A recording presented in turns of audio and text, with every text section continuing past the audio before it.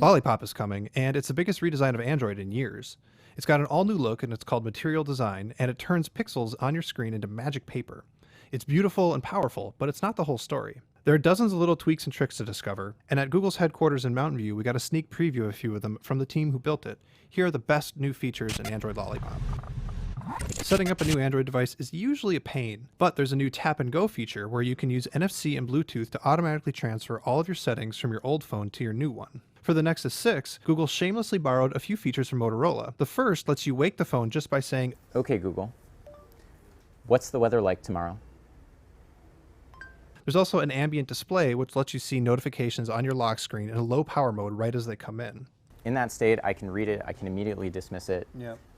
It's pretty convenient. Yeah, you missed a call from Sundar. You should probably get him back. I don't want to know what that's about. Double tap to wake is also a Nexus feature now, though we only saw it work on the Nexus 9 tablet. But there are a few other lock screen tricks. Face Unlock is a lot smarter now. It works in the background when you're looking at your lock screen, so you don't have to wait for it. Plus, if you have a Bluetooth device, you can set that as a way to automatically unlock your phone. Oh, Lollipop also does a better job encrypting the device right out of the factory. Notifications are better in general too. They appear right on the lock screen where you can expand them or dismiss them. But the best new improvement is priority notifications. It's a little like Do Not Disturb on the iPhone, but it's way smarter. You can set certain apps to notify you and block the rest. It even lets you set a timer in case you're the kind of person who forgets to turn off silent mode. And if you're worried about privacy, you can set certain apps to only display redacted notifications on the lock screen, so their actual content is private.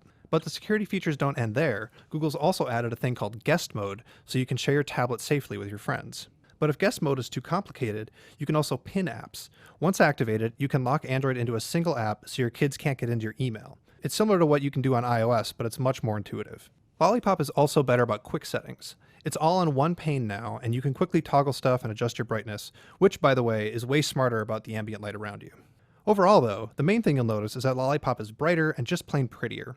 Even the contact cards are neat. They pick up accent colors from a photo that turn them into a perfect shade of red to match lipstick or orange to match a sweater.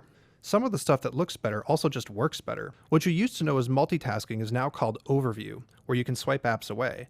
But apps can now have multiple cards, so you can switch between an email and your inbox without closing either. Google tells us that there are 7,000 APIs for developers inside Lollipop. And there's also stuff like Project Volta, which is supposed to give battery life a major boost. There are lots of other improvements to other areas that we haven't even officially seen yet too, like Gmail, Calendar, and a messaging app.